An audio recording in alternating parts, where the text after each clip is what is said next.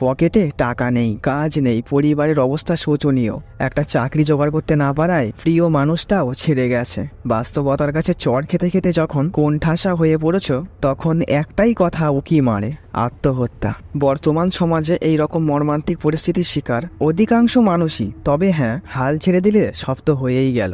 রণক্ষেত্রে যখন নেমেছ, যুদ্ধ তো করতেই হবে।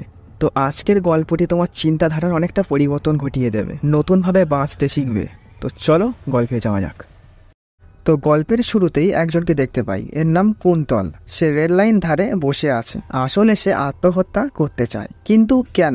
হঠাৎ কেউ একজন কুন্তলের পিছন থেকে এসে বলে, একটু আগুন হবে? মানে আর কি, এই বিড়ির পদে একটু দিতাম। কিন্তু কুন্তল কিছু না বলে চলে যেতেই তার পকেট থেকে একটা চিরকুট পড়ে যায়, এবং সেটা এই লোকটি অর্থাৎ সুদর্শন তুলে নেয় এবং সে পড়তে শুরু করে। দেয়ালে পিঠ ঠেকে গেছে, কাউকে ভালো রাখতে পারিনি, তাই আমি সব ছেড়ে চলে যাচ্ছি। কুন্তল বুঝতে পারে যে তার সুইসাইড নোটটি পড়ে গেছে। সে ফট করে এসে সুদর্শনের হাত থেকে ছিনিয়ে নেওয়ার চেষ্টা করে, এবং এই নিয়ে তাদের মধ্যে কাড়াকাড়ি পরিস্থিতি সৃষ্টি হয়। আর তখনই সেখানে পুলিশ চলে আসে। তখন কুন্তল বলে, স্যার ট্রেন কখন আসবে? পুলিশটি বলে, মরতে এসো, এখানে জায়গা পাও না। তখন সুদর্শন বলে, স্যার আমরা এক জায়গায় যেতে চাই আর কি। পুলিশ বলে, অন্য জায়গায় গিয়ে মরো, রেলের কাজ চলছে, এমনিও ট্রেন দুদিন আসবে না। তো যাই হোক, এদের তো আর মরা হলো না। সুদর্শন এইবারে কুন্তলের কাছে তার আত্মহত্যা করার কারণ জানতে চায়। তো কুন্তল যেটা বলে তার সারমর্ম কিছুটা এই রকম, যে তার ভাই বাবাই একটা চিট ফান্ডের এজেন্ট ছিল, আর তাতে অন্য লোকেদের টাকা সহ তাদের নিজেদেরও টাকা ইনভেস্ট করা ছিল, এবং হঠাৎই একদিন চিট ফান্ড বন্ধ হয়ে যায়। আর এইসব ফান্ডের কেস তো এইরকমই ঘটে। এইবারে কুন্তলের মা তার ভাইকে বিশাল গালিগালাজ করে যে তোর জন্য এখন লোকের কাছে আমাদের মুখ শুনতে হচ্ছে, হাত পাততে হচ্ছে। বাবাই বলে, তুমিই তো বলেছিলে যখন স্কিমে টাকা বেড়ে যেত একটা নতুন বাড়ি করব। কুন্তল বলে, চুপ কর, তোরা ঝামেলা করছিস কেন? বাবাই বলে, তুইও চুপ কর, তুইও তো বলেছিলিস যে একটা ছোটখাটো ব্যবসা শুরু করবি, আর আমি এখন ফেসে গেছি, আর তোরা সবাই মিলে এখন আমাকে উল্টোপাল্টা বলছিস, সবাই স্বার্থপর। কুন্তল এইবারে রেগে যায় এবং তার ভাইকে একটা চড় মেরে বসে। তো এরপরে একদিন বাবাই আর চারিদিকের অপমান সহ্য করতে পারে না, সে গলায় ফাঁস লাগিয়ে আত্মহত্যা করে নেয়। এবং কুন্তলের মা পুত্র শোক আর সহ্য করতে পারে না, সে প্যারালাইসিস হয়ে যায়। তাই কুন্তল এখন সবকিছুর জন্য নিজেকে দায়ী করে, কারণ সে এখনো পর্যন্ত একটা কাজও জোগাড় করতে পারেনি। আর তার মধ্যে বাড়ির এই পরিস্থিতি, আর ভাইটাও হয়তো তার উপরে অভিমান করে চলে গেছে, আর মা তো অর্ধমৃত। সুদর্শন বলে, বুঝলাম, অপরাধ বোধ, ক্লান্তি, ডিপ্রেশন সমান সমান ট্রেন লাইন, তাই তো? আরে তুমি চলে গেলে তোমার মাকে কে দেখবে? আর বাড়িটাও তো তোমাদের নয়, কদিন পরে তো বাড়িওয়ালা তোমার মাকেও ছুঁড়ে ফেলে দেবে। তো এরপরে সুদর্শন একটা পলিসি অফিসে আসে। তো এখানে বলে রাখি, সুদর্শন হচ্ছে একজন ইন্স্যুরেন্স পলিসির এজেন্ট, কিন্তু সে পলিসি ঠিকঠাক না দিতে পারায় তাকে এখান থেকে বের করে দেওয়া হয়েছিল। কারণ এইসব পলিসি করাতে গেলে মানুষকে কনভিন্স করতে হয়, আর তা ঠিক না পারলে তো ব্যবসা চলবে না। তো যাই হোক, রাতের বেলা সুদর্শন খাবার দাবার রান্না করে কুন্তলের বাড়ি চলে আসে। তো সে এসে কুন্তলের মায়ের সঙ্গে বিশাল একটা ভালোবাসা দেখায়, তারপরে নিজেই ভাত বেড়ে কুন্তলকে খেতে দেয়। ওই যে অতিভক্তি চোরের লক্ষণ। তো সুদর্শন এইবারে আসল কথাটা পেরেই বসে। সে কুন্তলকে পলিসির কথা বলে। সে বলে অ্যানুয়াল প্রিমিয়ার হচ্ছে 1050 টাকা মাত্র, 5 বছর দেওয়ার পরে প্রিমিয়ার শেষ, তারপরে 10 লক্ষ টাকা ক্যাশ হাতে। কুন্তল বলে, ও আচ্ছা, তাহলে তুমি সুইসাইড করছো না তাই তো? এই পলিসি তোমার নামে করছো তাই তো? সুদর্শন বলে, আরে না না, এটা তো তোমার নামে করব আমি। আসলে আমি তো পলিসির একজন এজেন্ট। তোমার এই পলিসি যদি আমি করতে পারি তাহলে আমি একটা কমিশন পাবো, আর তুমি মরে গেলে আমি ডেথ বেনিফিট পেয়ে যাব। কুন্তল বলে, মানে? সুদর্শন বলে, ওই যে যার নামে পলিসি থাকবে সে যদি মারা যায় তাহলে তার নমিনি যে থাকবে সে 10 লক্ষ টাকা পেয়ে যাবে। তাই বলি কি, তুমি রাজি হয়ে যাও। তুমি তো এমনিও আত্মহত্যা করতে চাও, তা করো, শুধু পলিসিতে একটা সই করলেই হবে তোমার, আর আমার বোনের নামে নমিনি করে যাও। কুন্তল বলে, আমি মরতে যাব কেন? তোমার বোনের জন্য তুমি মরো। সুদর্শন বলে, সে ভাই তো করতাম, কিন্তু আমার বোন যে অসুস্থ, আমি মরে গেলেও কাগজপত্র নিয়ে দৌড়াদৌড়ি করতে পারবে না, তাই তুমি ছাড়া উপায় নেই। আর তখনই কুন্তলের বাড়িতে একটা পাওনাদার আসে, এবং সে কুন্তলকে উল্টোপাল্টা বলে যে তার টাকা সে আর কবে ফেরত দেবে। অতঃপর কথা শুনিয়ে লোকটি চলে গেলে সুদর্শন বলে, আর কতদিন এভাবে ধার দেনায় ডুবে থাকবে? ওর থেকে মরে যাওয়াই তো ভালো, তাই না? দেখো, তুমি মরে গেলে 10 লক্ষ টাকা পাবো, আর তার থেকে মাত্র আমি 5 লাখ নেব আমার বোনকে সুস্থ করার জন্য, আর 5 লাখ মাসিমার নামে রেখে দেবো, আর তোমার ধার দেনা সব মিটিয়ে দেবো। কুন্তল বলে, টাকার লোভ খুব খারাপ জিনিস, অত টাকা হাতে পেয়ে তুমি যে ফাঁকি দেবে না তার কোনো গ্যারান্টি আছে? তুমি আসতে পারো এখন। তো যাওয়ার সময় সুদর্শন বলে যায়, কাল আমি ওই রেল লাইনেই অপেক্ষা করব, তুমি আসলেই আমি বাড়ি ফিরবো, আর না হলে কোনো দিনও বাড়ি ফিরবো না। তো পরের দিন কুন্তল তার মায়ের চেক আপের জন্য যায়। তো সেখানে ওষুধের দাম পড়ে 12,000 টাকা, এবং ওষুধগুলো খুব তাড়াতাড়ি জোগাড় করতে হবে। এটাই হয়, যাদের খাবার জোগাড় করতে গিয়ে হিমশিম খেতে হয় তাদের ঘরেই ওষুধের বৃষ্টি হয়। তো কুন্তল এইবার রেললাইন ধারেই আসে। সুদর্শন সবটা শুনে বলে, যাদের পকেট খালি তারাই বুঝতে পারে যে পকেট খালি হওয়ার যন্ত্রণা কি। আসলে তুমি আমার উপরে বিশ্বাস রাখতে পারলে না। 5 লাখ টাকা তো পেতে। তো ওই দিক থেকে ট্রেনও আসতে থাকে। তো সুদর্শন বলতে থাকে, তোমার জন্যই তোমার মায়ের এই অবস্থা, কিন্তু আমি তো পারবো না আমার বোনটাকে আমার চোখের সামনে শেষ হতে। আমি চললাম কুন্তল বলে সে রেল লাইনের মধ্যেও এসে যায়। ট্রেনটাও প্রায় মুখোমুখি এসে গেছে। তখনই কুন্তল বলে, আমি মারা গেলে আমার মায়ের খেয়াল রাখবে তো? আর তখনই সুদর্শন পিছিয়ে যায় আর ট্রেনটাও চলে যায়। তো সুদর্শন এসে বলে, কি বলছো কুন্তল, তুমি আমার বোনটার জন্য প্রাণ দেবে আর তোমার মাকে আমি দেখবো না? এটা হতে পারে? কুন্তল বলে, পলিসির ওই 50,000 টাকা দেবার মতো ক্ষমতাও আমার নেই। তো পরের সিনে দেখতে পাই সুদর্শন কুন্তলকে নিয়ে সাদেক আলী নামে একজন পার্টির নেতার কাছে আসে। আসলে সুদর্শনের পরিচিত, এবং তার কাছ থেকে সুদ হিসাবে টাকা ধার চায়। সাদেক বলে, তোমার চালচুলো নেই, তুমি টাকা কোত্থেকে শোধ করবে? সুদর্শন পলিসির ব্যাপারটা খুলে বলে যে, আমার এই ভাই কুন্তল মারা গেলে তোমার সব টাকা আমি দিয়ে দেব। সাদেক বলে, বুঝলাম, কত দেব? সুদর্শন বলতেই যাবে তখন কুন্তল ফট করে বলে, 1 লাখ। তো সেখান থেকে চলে আসার সময় সুদর্শন কুন্তলকে বলে, ফট করে এত টাকা চাইতে গেলে কেন? কুন্তল বলে, আমার বাবা ও ভাইয়ের শ্রাদ্ধ ভালো করে করতে চাই, আমার মায়ের ডাক্তারপাতি তো আছেই, আর একটা ফুল টাইম আয়া রাখতে চাই, আর আমি মারা যাওয়ার আগে যে যা টাকা পাই সব শোধ করে দেব। তো এরপরে কুন্তল সব দেনাপাতি শোধ করে দেয়, মায়ের ডাক্তারপাতি, বাবা ও ভাইয়ের শ্রাদ্ধ সবকিছু কমপ্লিট করে নেয়। তো এমনই একদিন কুন্তল মায়ের জন্য ঔষধ কিনতে গেছে, আর কুন্তলের পাশেও একটি মেয়ে ওষুধ কিনছিল। তার খুচরোর সমস্যা হচ্ছিল, এই জন্য কুন্তলের টাকাটা দিতে দোকানদারের লেট হচ্ছিল। আর ওইদিকে পলিসিতে সই করানোর জন্য সুদর্শন বারবার কুন্তলকে ফোন করছিল। তো কুন্তল ব্যস্ত হয়ে পড়ায় দোকানদারকে বলে, আচ্ছা দাদা, আমার খুচরোটা ওনার সঙ্গে ম্যানেজ করে নিন, আমি আসছি। তো মেয়েটি বলে, আরে, আমার এত বড় উপকার করলেন, আপনাকে অনেক ধন্যবাদ। আপনার নাম্বারটা দিন, আমি আপনাকে ফোন পে করে দেব। যাদের ব্যাংকে টাকা উপচে পড়ছে তাদের জন্য ওইসব, আমার ফোন পে নেই। আমি আলো। আমি কুন্তল। আপনার নাম্বারটা দিন না, আমি দেখা করে একদিন টাকা দিয়ে দেব। না, এসবের দরকার নেই। না না, এরকম থোড়ি হয়, প্লিজ নাম্বারটা দিন, আমি টাকা দিয়ে দেব। তো আলো নাছোড়বান্দা হওয়ায় কুন্তল নাম্বারটা দিতে বাধ্য হয়। আবারও সুদর্শন ফোন করে। কুন্তল বলে, এই তো যাচ্ছি। আমার আগে যাদের ছিল তাদের হয়ে গেছে? সুদর্শন বলে, হ্যাঁ, তুমি কাগজপত্র নিয়ে তাড়াতাড়ি চলে এসো। All the best. মানে? ওই যে বললেন না আপনার আগে যারা ছিল তাদের হয়ে গেছে কিনা, আপনি নিশ্চয়ই ইন্টারভিউ দিতে যাচ্ছেন। আর ইন্টারভিউ? কুন্তল কিছু না বলে চলে আসে।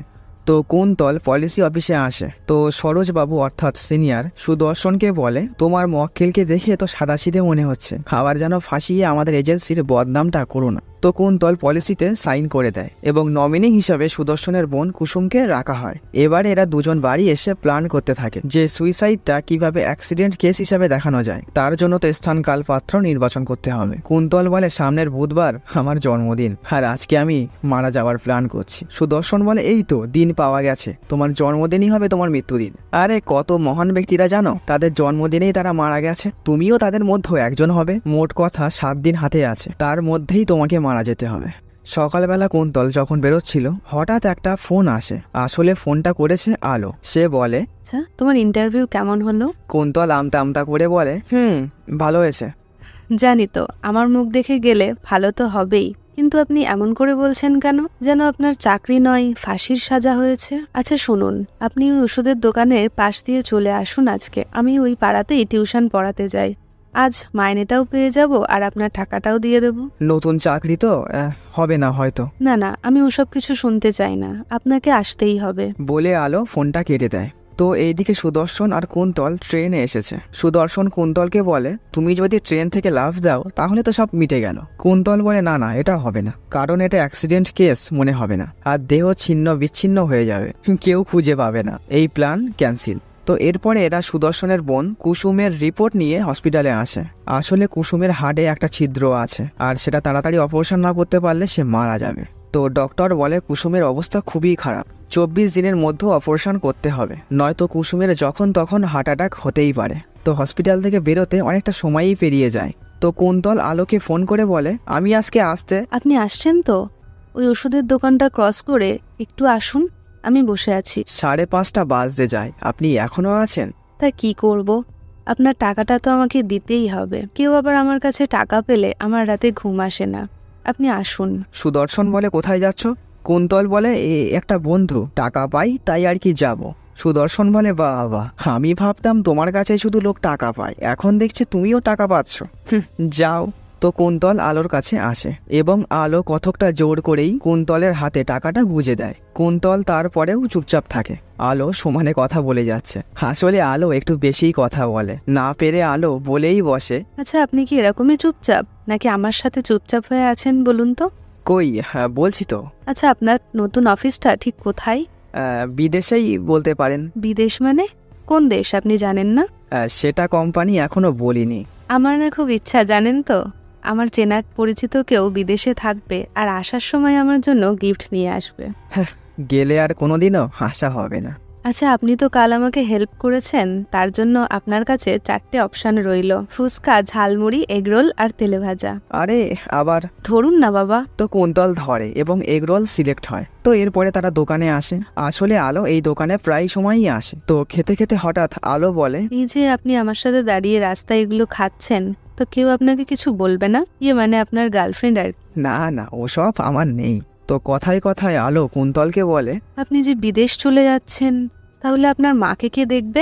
আমার একটা বন্ধু আছে, পুরো দাদার মতো, ওই দেখবে। তো আলো কুন্তলকে ধরিয়ে দেয় যে এত বড় দায়িত্ব অন্য কারোর উপরে ছেড়ে দেওয়াটা কিন্তু ঠিক নয়। কুন্তলের বিষয়টি এইবারে গুরুতর মনে হয় যে সে যেটা করতে চলেছে সেটা হয়তো বা ঠিক নয়। তো পরের দিন আবার দুজনা সুইসাইড প্ল্যান করতে আসে। সুদর্শন বলে, ওই যে ট্রান্সফরমার, একটা হাই ভোল্টেজ তার তোমার হাতে এসে পড়লে ব্যাস হয়ে গেল।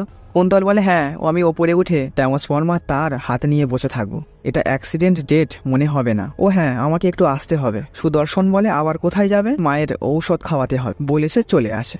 আসলে কাল রাতে আলো কুন্তলকে দেখা করতে বলেছিল। তো কুন্তল আলোর কাছে আসে। তো আলো একটা সমস্যায় পড়ে। আজকে তার বন্ধুরও আসার কথা ছিল, কিন্তু সে আসে না, কারণ আজকে তারা শাড়ি কিনতে যেত বন্ধুর বিয়ের জন্য। তো আলো কুন্তলকে ধরে বেঁধে শাড়ি কিনতে নিয়ে আসে, কারণ আলো শাড়ি সিলেক্ট করতে পারে না। কুন্তল বলে, আমি তো এসব বুঝি না। আরে আপনারও তো বোঝার দরকার নেই, ভালোকে ভালো আর খারাপকে খারাপ বলে দেবেন। তো দোকানে শাড়ি চয়েস করছে, আচমকা সুদর্শন ফোন করে, বলে, পলিসির পেপার হাতে পেয়ে গেছি, আমি তোমার বাড়িতে যাচ্ছি। কারণ সুদর্শন জানে কুন্তল বাড়িতেই আছে। এইবারে কুন্তল তাড়াহুড়ো করেই সেখান থেকে বেরিয়ে আসে এবং সুদর্শন আসার আগেই সে বাড়ি পৌঁছে যায়। তো সুদর্শন বলে, এই নাও কাগজ, আর আমি সুইসাইড করার জন্য একটা ভালো প্ল্যান ভেবেছি। তো পরের দিন তারা একটা ব্রিজে আসে এবং সেখান থেকে কুন্তলকে নিচে পড়তে বলে, তাহলে অ্যাক্সিডেন্ট ডেট মনে হবে। কুন্তল বলে, হবে না, আমার ওপর থেকে নিচে তাকালেই মাথা ঘোরে। সুদর্শন বলে, আমিই তো সব ভেবে যাচ্ছি, এবার তো তুমিও কিছু ভাবো নাকি। তখনই আলো ফোন করে বলে সে যেন তার টিউশনির এখানেই চলে আসে। তো কিছু মুহূর্ত পরে কুন্তল সেখানে চলে আসে। কুন্তল কালকে আচমকা চলে যাওয়া নিয়ে একটু তাদের মধ্যে ঝগড়াঝাটি হয়। তো এরপর থেকে আস্তে আস্তে তাদের মধ্যে বন্ধুত্ব আরও গভীর হতে থাকে। আর এইদিকে সুদর্শন সুইসাইডটাকে কীভাবে অ্যাক্সিডেন্ট ডেট প্রমাণ করা যায় তার প্ল্যান করতে থাকে। তো দেখতে দেখতে 6 দিন পার হয়ে যায়, আর একদিনই আছে। তো 6 নম্বর দিনের মাথায় সুদর্শন কুন্তলের সঙ্গে দেখা করে বলে, কোথায় থাকো বলো তো, 2 দিন পাত্তাই নেই তোমার। কুন্তল বলে, মরে তো যাবো, তাই ওই বন্ধুদের সঙ্গে একটু দেখা করতে গেছিলাম। সুদর্শন বলে, বিপদের সময় বন্ধুগুলো তোমার কোথায় ছিল? যাই হোক, এই যে গঙ্গা, তুমি এখানেই ডুবে মারা যাবে, আর অ্যাক্সিডেন্ট ডেট প্রমাণ করতে তুমি গঙ্গায় নেমে মরার আগে অনেকটা জল খেয়ে নেবে। তারা কথা বলছে এমন সময় তারা গঙ্গায় খেয়াল করে একটি মেয়ে গঙ্গায় ডুবে যাচ্ছে। তো কুন্তল তড়িঘড়ি করে গঙ্গায় লাফ মারে এবং মেয়েটিকে বাঁচায়। তো মেয়েটি বলে, বাঁচালেন কেন আপনি? মরে যেতে দিন না আমাকে, বলে আবারও লাফ দিতে যায়। তখনই কুন্তল তাকে একটা চড় মেরে বসে। তো মেয়েটি কিছুটা ধাতস্থ হলে সে বলে, 6 বছরের সম্পর্ক, এখন আর নীল আমার সঙ্গে থাকতে পারবে না বলছে। এসব ভালোবাসার কথা বাদ দাও, তোমার কাজ, তোমার বাবা মা, তোমার স্বপ্ন সব ভুলে গেলে চলবে? কথাগুলো বলা সহজ, নিজের সাথে হলে বুঝতেন। নিজের সাথে চাকরি জোগাড় করতে পারিনি, তাই ভালোবাসা হারালাম, বাবাকে হারালাম, আমার দোষে আমার ভাইকে হারালাম, মা দুঃখে প্যারালাইসিস, কাজ নেই, পকেটে টাকা নেই। আমারও তো মরে যেতে ইচ্ছা করে, কিন্তু পালিয়ে যাওয়াটা জীবন নয়। হাল ছেড়ে দিলে তো হয়েই গেল, যতক্ষণ হবে না চেষ্টা করেই যেতে হবে, নিজের জন্য, বাবা মায়ের জন্য, নিজের স্বপ্নগুলো সত্যি করার জন্য। ওইসব ভালোবাসা বাদ দাও, তাতে ভালো থাকবে। সুদর্শন তো অবাক হয়ে যাচ্ছে, যে নিজেই মরতে যাচ্ছিল সে অন্যকে আবার মোটিভেট করছে। তো সন্ধেবেলায় আলো কুন্তলকে বলে, আপনি তো কাল বিদেশ চলে যাচ্ছেন, তো বাস স্ট্যান্ডে দেখা করুন, আপনার বার্থডেটা সেলিব্রেট করে নেব। না, কিছু করার দরকার নেই, কিন্তু আলো তো নাছর বান্দা। এরকম চাকরি নেওয়ার কি দরকার ছিল আপনার? আমরা না হয় কয়েকদিনের বন্ধু, মায়ের কথাটা একবার ভাবতে পারতেন। আমার আর উপায় নেই। শুধুমাত্র টাকা থাকলেই তো আর ভালো থাকা যায় না, কাছের মানুষগুলোকেও তো লাগে নাকি? যাই হোক, কাল দেখা করবেন কিন্তু যাওয়ার আগে। তো আলো চলেই যাচ্ছিল, ওই সময় তার মাথাটা ঘুরে যায় এবং একটা গাড়ি অ্যাক্সিডেন্টের হাত থেকে কুন্তল তাকে বাঁচিয়ে নেয়। তো রাত্রেবেলা কুন্তল বাড়ি এসে দেখে সুদর্শন আগে থেকেই বসে আছে। কুন্তল তো থতমত খেয়ে যায়। সুদর্শন বলে, ব্যাপার কি, আমার ওপরে যাচ্ছ নাকি? কুন্তল ব্যাপারটা কোনো রকমের সামলে নিয়ে বলে, একটা প্ল্যান আছে ভালো। ব্যস্ত রাস্তায় গাড়ি ধাক্কা খেলে গল্প শেষ। তো পরের দিন রাত্রেবেলা সব রেডি, কিন্তু আলো আর সেই দিন আসে না। তো কুন্তল আলোকে ফোন করে বলে সে দেখা করতে আসবে না, কিন্তু আলো জানিয়ে দেয় সে আসতে পারবে না, তার ভালো লাগছে না। তো এরপরে কুন্তল সুদর্শনের কাছে আসে আর বলে সে সুইসাইড করতে পারবে না। সুদর্শন বলে, মানে আমার বোন কুসুমের কি হবে তাহলে? আর সাদেক ভাইয়ের টাকা কিভাবে ফেরত দেব? কুন্তল বলে, চেষ্টা করলে সব ঠিক হয়ে যাবে। সুদর্শন বলে, কি চেষ্টা? আমার বোনটার অপারেশন করতে না পারলে ও মারা যাবে। কুন্তল বলে, কই, তোমার বোনকে তো এতদিনও আমাকে দেখালে না, আদেও আছে তো? সেই দিন পলিসি অফিসে তোমার সিনিয়রের কথা আমি শুনতে পেয়েছিলাম, তুমি 1 নম্বরের চিটিংবাজ। আমি মারা গেলে আমার টাকাটা তুমি ঝেড়ে খাবে, আর ওইদিকে আমার মা রাস্তায়। সুদর্শন বলে, আমার সম্পর্কে তোমার যখন এইসব ধারণা, তাহলে তুমি আসতে পারো, যাও যাও। সুদর্শন এবারে সাদেকের কাছে ফোন করে বলে কুন্তল মরবে না, ওকে মারতে হবে। তো এরপর থেকে সুদর্শনের কথা অনুযায়ী সাদেকের লোকজনেরা কুন্তলের ওপরে নজর রাখতে থাকে।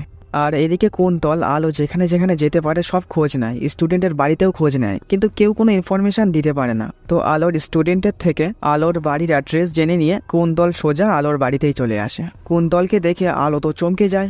কুন্তল বলে, আমি বিদেশের চাকরিটা ছেড়ে দিয়েছি মায়ের জন্য, তোমার জন্য। আলোও আবেগী হয়ে যায়, সে বলে হ্যাপি বার্থডে, এবং সে কুন্তলকে জড়িয়ে ধরে। আর তখনই সেখানে সুদর্শন চলে আসে। আসলে সুদর্শনের বোনই হচ্ছে এই আলো ওরফে কুসুম।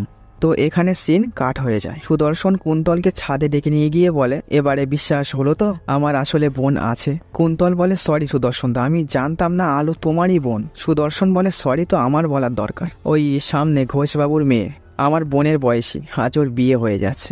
জানো আমি সারা জীবন বিয়ে করিনি শুধু বোনটাকে সুখী রাখার জন্য, কিন্তু পারলাম কই। কুন্তল বলে, বিশ্বাস করো ও একবারও বলেনি আমাকে ওর অসুখের কথা। সুদর্শন বলে, আমার বোনটা ওই রকমই, হাসি খুশি মিশুকে, সবার মুখে হাসি ফোটানোই ব্যস্ত, কিন্তু নিজের দুঃখ কাউকে বলবে না। আর হ্যাঁ, একটা কথা, কুসুম কিন্তু জানে না আসলে ওর কি হয়েছে, ওকে এসব ব্যাপারে কিছুই বলবে না। তখনই সাদেক ফোন করে। সুদর্শন বলে, এই যে তোমাকে মারতে আমি পাঠিয়েছিলাম। তখনই সেখানে আলো এসে যায় এবং এদেরকে চা দিতে গিয়ে তার মাথাটা আবারও ঘুরে যায়। তো এরপরে আলোর জ্ঞান ফেরে। কুন্তল বসেই ছিল। জানো ডাক্তারবাবু বলেছেন অপারেশন না করলে নাকি আমি আর বাঁচবো না। তুমি সব জানো সুদর্শন দা? না না, আমাকে কিছু বলেনি, দাদার সাথে ফোনে কথা বলছিল, আমি শুনে ফেলেছি। ওসব বাদ দাও, তুমি কোথাও যাচ্ছ না, এখন ঘুমাও। তো এরপরে সুদর্শন কুন্তলকে ডেকে বলে, 3 তারিখে আমার বোনের অপারেশন, হাতে মাত্র 8টা দিন, এর মধ্যেই যা করার করতে হবে। সাদেকের টাকাটা আমি বুঝে নিচ্ছি, তুমি 4 দিনের মধ্যে 5 লাখ টাকা জোগাড় করো। আর হ্যাঁ, তুমি কুসুমকে ডিস্টার্ব করবে না। কুন্তল বলে, আমি ওর সঙ্গে আর কথা বলবো না। সুদর্শন বলে, যে সম্পর্কের ভবিষ্যৎ নেই সেখানে মায়া বাড়ানোর দরকার নেই। আমি পলিসির সামান্য একজন এজেন্ট হতে পারি, কিন্তু বোনকে বাঁচাতে একজনকে মারতেও কিন্তু আমার হাত কাঁপবে না। 20 তারিখের মধ্যে টাকা জোগাড় করতে না পারলে 21 তারিখ থেকে কিন্তু আমি খেলা শুরু করব। তো সকালবেলায় কুসুম সুদর্শনকে বলে, দাদা তোকে নিয়ে না আমার ভয় করে, আমি চলে গেলে থাকতে পারবি একা? কেন, কোথায় যাবি? তোকে কোথাও যেতে দেবো না। ওই ছোটবেলায় বাবা বলতো না আমার বিয়ে হয়ে গেলে ঘর জামাই রাখবে, তুই কি ওইরকম কোনো প্ল্যান করছিস নাকি? তাহলে কিন্তু কুন্তল পালিয়ে যাবে। সুদর্শন বলে, ওকে কোথাও পালাতে দেবো না। তো এইবারে কুন্তল তার বন্ধু বান্ধবীদের কাছে ফোন করে, যারা মোটামুটি একটা অবস্থায় আছে এখন, এবং তাদের কাছে কিছু সাহায্য চায়, কিন্তু তারাও বলে তাদের নাকি টানাটানি যাচ্ছে। এটাই হয়, যখন পকেটে টাকা থাকে না তখন কেউ বিশ্বাসই করতে পারে না। তো তার একটা বন্ধু বলে, যদি তুই মোটামুটি একটা স্যালারির চাকরি করিস তাহলে তো লোনের ব্যবস্থা আমি করিয়ে দিতে পারি, তাছাড়া অত টাকার লোন তোকে এমনিও কেউ দেবে না। এইবারে কুন্তল কর্মসংস্থান থেকে শুরু করে অনেক যোগাযোগ, অনেক ইন্টারভিউ দেয়, কিন্তু একটাও বাধে না। চাকরি বললে কি আর চাকরি। রাস্তায় মাঝে মধ্যে সুদর্শনের সঙ্গে কুন্তলের দেখা হয়, কিন্তু মুখ চাওয়াচাবি হয়, কথা আর হয় না। তো এমনই একদিন সুদর্শনের বোন তাকে ফোন করে বলে, দাদা তাড়াতাড়ি বাড়ি আয় তো। তো সুদর্শন ভয় পেয়ে যায়, সে তড়িঘড়ি করে বাড়ি চলে আসে। তো সুদর্শন বাড়ি এসে দেখে কুন্তল তার বাড়ি বসে আছে। সুদর্শন বলে, এইভাবে কেউ ডাকে, ভয় লাগে না? আজ কুন্তল সবার জন্য মাছ রান্না করেছে, একসঙ্গে খাবো বলে তাই তোকে ফোন করেছিলাম, যা ফ্রেশ হয়ে আয়। সুদর্শন কুন্তলকে বলে, টাকা জোগাড় করতে পারছো না বলে এইসব রান্না বান্না করে ঘর জামাই হতে যাচ্ছ, কুসুমের থেকে দূরে সরে যাও। কুন্তল বলে, আমি আলোর থেকে ওর রিপোর্টটা চেয়েছিলাম, আমার পরিচিত এক ডাক্তারকে দেখিয়েছি, নতুন 2টো ঔষধ দিয়েছে, তাই দিতে এসছি। সুদর্শন বলে, বোনটাকে আমি বড় করেছি, আমি 150 টাকারও ওষুধ কিনতেই পারতাম। এবং সুদর্শন টাকাটা দিয়ে দেয় এবং তাকে চলে যেতে বলে এক্ষুনি। অতঃপর কুসুম এলে সুদর্শন বলে, ওর একটা কাজ ছিল তাই ও চলে গেছে, চল আমরা খেয়ে নেই। তো 20 তারিখ কুন্তল কাজের জন্য বাসে করে যাচ্ছিল। আচমকা কেউ কুন্তলকে বাসের মধ্য থেকে ধাক্কা দেয়। কুন্তল একটুর জন্য গাড়ি চাপা পড়তে পড়তে বেঁচে যায়। আর ওইদিকে কুন্তলকে যে ধাক্কা মেরেছে তাকে পাবলিক ধরে মারছে। কুন্তল সেখানে গিয়ে দেখে সে আর কেউই নয়, সুদর্শন। কুন্তল লোকজনেদের সামলে নিয়ে বলে, ওকে আমি চিনি, আপনারা যান। কুন্তল সুদর্শনকে বলে, তোমার মাথা খারাপ হয়ে গেছে? সুদর্শন বলে, হ্যাঁ হ্যাঁ, আমার মাথা খারাপ হয়ে গেছে, 4 দিন পার হয়ে গেল, টাকা জোগাড় করতে পারলে না, আর এইদিকে তুমি সুইসাইডটাও করছো না। কুন্তল বলে, আমি টাকা জোগাড় করে দেবো ঠিক। সুদর্শন বলে, তুমি টাকাটা জোগাড় করো আর না করো, আমি ঠিক জোগাড় করে নেব। এমনও হতে পারে তুমি একদিন বাড়ি গিয়ে গ্যাস জ্বালালে, পুড়ে মরলে, আবার ইলেকট্রিক বোর্ডে শর্ট সার্কিট হয়ে মারা গেলে, তুমি না মরলে আমার বোন বাঁচবে না, তোমাকে মরতেই হবে। তো রাতের বেলায় আবার সুদর্শনকে কুন্তলদের পাড়ায় দেখতে পাই। আর ওইদিকে কুন্তলদের বাড়িতে একটা বাচ্চা মেয়ে ইলেকট্রিক শক খায় এবং এই নিয়ে সেখানে হইচই বেঁধে যায়। অতঃপর সেখানে কুন্তল সুদর্শনকে দেখতে পায় এবং কুন্তল রেগে যায় আর বলে, ও আচ্ছা, তার মানে তুমি এইসব করছো, একবার ভেবে দেখেছো তুমি কি করতে যাচ্ছ? ওইদিকে আলো অসুস্থ, একবার ভেবে দেখেছো তোমার এই পাপের সাজা যদি ভগবান আলোকে দিয়ে বসে? সুদর্শন বলে, হ্যাঁ, ভগবানের তো একটাই কাজ, লোকের শুধু পাপ পুণ্য দেখা, অভাবে কষ্টে থাকলে ভগবান দেখতে পায় না। বোনটার জন্য যখন সারা রাত কাঁদি তখনও ভগবান দেখতে পায় না, আর একটা ছোট্ট ভুল করলেই তখন ভগবান দেখতে পায়। কুন্তল বলে, অন্যের জন্য গর্ত খুললে নিজেকেই পড়তে হয়। সুদর্শন বলে, ওই বাচ্চা মেয়েটা কার জন্য গর্ত খুঁড়েছিল ও, যে আমাদের মধ্যে ওকে পড়তে হলো? কুন্তল বলে, তুমি যেটা করছো ঠিক করছো না কিন্তু। তো এমনই একদিন কুন্তল ইন্টারভিউ দেওয়ার জন্য বসে আছে, তখনই সুদর্শন ফোন করে বলে, তুমি ঠিকই বলেছিলে কুন্তল, সব শেষ হয়ে গেল, পারলে তুমি একবার আমার বাড়ি এসো। তো কুন্তল ভাবে আলোর কিছু হয়েছে, সে ইন্টারভিউ ছেড়ে সোজা সুদর্শনের বাড়িতে চলে আসে। কুন্তল ঘরে প্রবেশ করতেই যাবে এমন সময় ছাদের ওপর থেকে এক পাঁজা ইট তার সামনে পড়ে। আসলে সুদর্শন ইচ্ছা করেই তার মাথায় ফেলতে চেয়েছিল। তো কুন্তল এইবারে ঘরে চলে আসে এবং আলোকে সুস্থ দেখে স্বস্তি পায়। তো আলো ভাত চাপাতে গেলে কুন্তল সুদর্শনকে বলে, হ্যাঁ, রাখে হরি তো মারে কে, চেষ্টা চালিয়ে যাও। তো সুদর্শন রান্না চাপাতে গিয়ে গ্যাস জ্বালায় এবং সে কিছু একটা ভাবে। তো একদিন সন্ধেবেলায় কুন্তল বাড়ি ফিরে দেখে বাড়িতে তালা মারা। সে বাড়ির আয়া রত্নাদিকে ফোন করে এবং সে জানতে পারে সুদর্শন এসেছিল এবং তার মাকে নিয়ে কোথাও গেছে, তাই সে তালা মেরে বাজারে এসেছিল, কিন্তু তারা কোথায় গেছে সে জানে না। তো এইদিকে সুদর্শনকে দেখতে পাই কুন্তলের মাকে নিয়ে সে মন্দিরে এসেছে। কুন্তল সুদর্শনকে ফোন করে কিন্তু সে তোলে না। এইদিকে রত্নাদি বাড়ি আসে, তালা খোলে এবং সে পুজো দিতে যায়। আর ওইদিকে কুন্তল বাড়িতে গ্যাসের গন্ধ পায় এবং সে সঙ্গে সঙ্গে রান্নাঘরে গিয়ে গ্যাস ওভেন অফ করে দেয়। আর এইদিকে রত্নাদি ধূপ জ্বালাতেই যাবে, কুন্তল তাড়াতাড়ি এসে তার হাত থেকে দেশলাইটা ফেলে দেয় এবং সে যাত্রায় তারা কোনো রকমে বেঁচে যায়। তো রাত্রেবেলা সুদর্শন কুন্তলের মাকে নিয়ে বাড়ি ফেরে। কুন্তল সুদর্শনকে বলে, বাড়ির এক্সট্রা চাবিটা ফেরত দাও আর শান্ত আছি থাকতে দাও। তো একদিন কুন্তলের বান্ধবী ফোন করে বলে যে তাদের অফিসে সিনিয়র অ্যাকাউন্টেন্ট মারা গেছে, ওর জায়গাটা তোকে রেফার করতে পারি, সেক্রেটারি ওর ভাইকে ঢোকানোর তালে আছে, তুই কিন্তু কাল ঠিক 2:30টার মধ্যে চলে আসিস, আমি ইন্টারভিউ ফিক্সড করছি। কুন্তল যেন এতদিন পরে একটা আশার আলো দেখে। তো এদিকে সাদেক ভাই সুদর্শনকে তার কাছে ডেকে পাঠায় যে তার টাকাটা কবে ফেরত দেবে। তো সুদর্শন 7 দিন সময় চেয়ে নেয়। তো পরের দিন সকালবেলা কুন্তল ইন্টারভিউ দেওয়ার জন্য বেরোতেই পিছন থেকে তার মাথায় কেউ আঘাত করে এবং সিন এখানে কাট হয়ে যায়। আর এদিকে আলোর মনটাও ঠিক ভালো লাগছে না। সে কুন্তলকে অনেকবার ফোন করে কিন্তু কুন্তল ফোন তোলে না। সে তার দাদাকে ফোন করে যে কুন্তলের সঙ্গে আজকে তার দেখা হয়েছে কিনা, কিন্তু সুদর্শন জানায় দেখা হয়নি। তো এইবারে কুন্তলকে দেখতে পাই, তাকে আসলে সুদর্শনই ধরে এনেছে। সুদর্শন কুন্তলের মুখে জল ছিটিয়ে তার জ্ঞান ফেরায় আর বলে, ওঠো, এবার তোমাকে মরতে হবে। কুন্তল বলে, আরে দাদা তুমি কেন বুঝছো না, আমি আসলে সবাইকে বাঁচাতে চাই। আজকে আমাকে আটকালে কেন? আজকে আমার চাকরিটা হয়ে যেত। সুদর্শন বলে, ধর তোমার চাকরি, মরিচিকার পিছনে ছুটে লাভ নেই, তোমাকে মরতেই হবে। এবং তাকে বিল্ডিং এর ওপর থেকে ফেলে দিতে চায়। কুন্তল বারবার পালানোর চেষ্টা করে, কিন্তু সুদর্শন তাকে ফেলবেই। তো তারা ধস্তাধস্তি করতে করতে একসময় সুদর্শনের মুখে রড ঢুকেই যাচ্ছিল। কুন্তল তাকে বাঁচিয়ে নেয়। তারপরও সুদর্শন কুন্তলকে ফেলে দেওয়ার চেষ্টা করে, কিন্তু সে নিজেই পড়ে যাচ্ছিল। কুন্তল আবারও তাকে বাঁচিয়ে নেয়। কুন্তল বলে, দাদা প্লিজ ঠান্ডা হও, আমি যে তোমাকেও হারাতে পারবো না, আমি তোমাকেও ভালোবাসি। সুদর্শন এবারে নিরুপায় হয়েই বলে, কুন্তল আমার বোনকে শুধু বাঁচিয়ে দাও। তো সুদর্শনের সঙ্গে কুন্তল তাদের বাড়িতে আসে। তো কুন্তল আলোকে জানায় আজকে ইন্টারভিউ দিতে গিয়ে অ্যাক্সিডেন্ট হয়েছিল, তাই আর কি যাওয়া হয়নি। ওইদিকে বাথরুমে সুদর্শন মুখ চেপে কাঁদছে। আমি হেরে গেলাম শেষ পর্যন্ত, শেষ চাকরিটাও হারালাম। এত তাড়াতাড়ি হাল ছেড়ে দিলে হবে মশাই? আমাদের তো একসাথে চলতে হবে। তুমি হেরে গেলে তো আমিও হেরে যাব, তাই না?